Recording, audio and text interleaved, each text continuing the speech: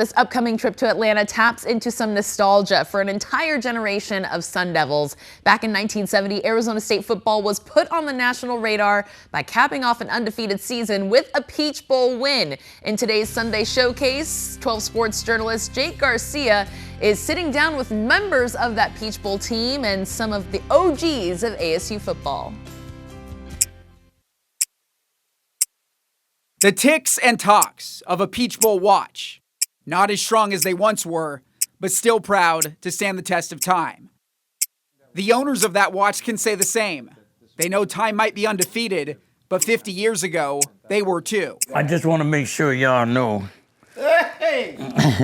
this is the undefeated Peach Bowl team. Members of the team have reached the age of 70. Memories still sharp. They remember the 1970 season like it was yesterday. We can officially say we're Trailblazers. J.D. Hill was the star senior wide receiver. I think we looked at whoever they'd have put in front of us, we was going to take them down. Right. You know, because we had the ability, we had the coaching staff.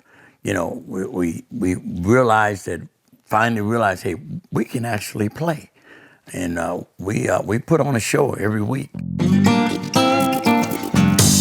This show belonged on Broadway.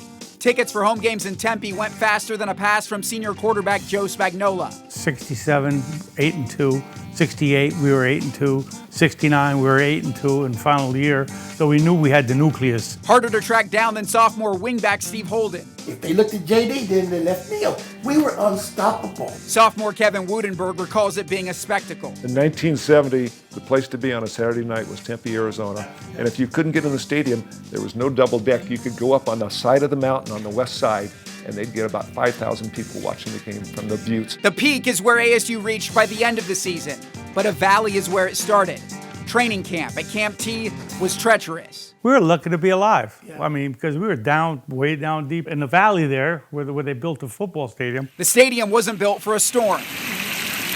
Kept raining, and all of a sudden that little creek rose almost above the bridge that crossed across Cole's Ranch. Mike Messenger said the team had to evacuate, then hitchhike back to Phoenix. We were all worried about how we were going to get back to the valley because there was no transportation basically to get back. Defensive coordinator Larry Quintera knew this roadblock would serve as a symbol.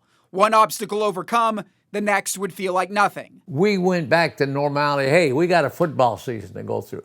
We couldn't have gone through thinking about the flood. Instead, it was a flood of success. The Sun Devils won the Western Athletic Conference with a perfect record. Quintera said doubt and disrespect were still weighing the program down until a buzz from the Peach Bowl. We needed that Peach Bowl. We needed that exposure. It was back east. He was playing against a team that was ranked 9th. We practically begged to get in there. ASU's spot was a conditional acceptance. Only after selling 10,000 tickets was it solidified. Those details didn't deter the Devils. They were headed to Atlanta at last. We've chartered the first 747 airplane ever in the country, and not only did we have the team go on, we had the governor go with us. I think Barry Goldwater went with us also. Water was everywhere when ASU got to Georgia. The coaches knew rain was in the game day forecast, so a few days before, they made sure the team was ready. Coaches told JD start jogging, take the team and start jogging in that direction.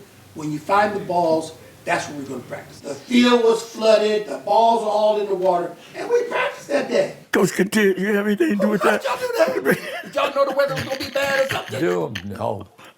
No, we Y'all didn't just did know. it to us, huh? We didn't know. I want to get you on the record. Did you or did you not flood that field for them to practice on? No comment. The stunt wound up being a stroke of genius. The elements couldn't rain on their parade. The Sun Devils were prepared, even when the weather got worse, especially when North Carolina took the lead halfway through. We had the scrimmage at halftime. We scrimmaged. The locker room and in the end zone. Our coaches did such a good job with the adjustments. It was incredible. I mean, they knew exactly what we needed to do to win that game. I think we realized that we didn't play our best. And we realized also that, hey, we can't let this opportunity get away from us. Joe placing it perfectly in stride, and I outran everybody. Could you see throwing in the snow? Could you see? No, JD? I couldn't see it. I couldn't even hold the ball. You just threw it to a location, right? Yep, exactly. We called a reverse that caught them off. off guard. JD went across, took everybody that way. I just went on, ran a little wingback reverse, shook the world. They didn't know where that come from. I think we just broke their spirit, and McCauley wasn't a factor in the second half. It helped out a little bit that junior IU knocked out their quarterback. If we'd have lost, just think how many years back it would have put us. Instead, it set the stage for this year, ASU's first appearance in the Peach Bowl since the glow-up from these guys. This 2024 team has really brought out the energy for us old guys. The times may have changed, Thursday before the BYU game, and they were practicing with shorts and no shoulder pads, just a helmet. I mean, when did we ever do that? but the tradition has endured. We did lay the foundation, and a solid foundation, one that could be built on. And this team now could take it to the next level. So similar to what we did, except that now we just want those young men to understand how important it is to them. Right now, every one of us, we're proud of them. We really, really are. So when the Sun Devils play in the Peach Bowl to start 2025, 1970 will be rooting for a repeat, watching to see if their time has come.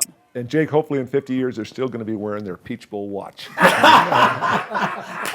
put it up. Where you was at, Mike? With a lot of pride. Wait a minute. We're going to sell it. We're going to sell it. Mike got one too. I thought Mike was going to sell it. In Tempe, Jake Garcia, 12 Sports. No, they'll get one. They'll get one. But I hope they still proudly wear that and feel their brotherhood is with them all the way.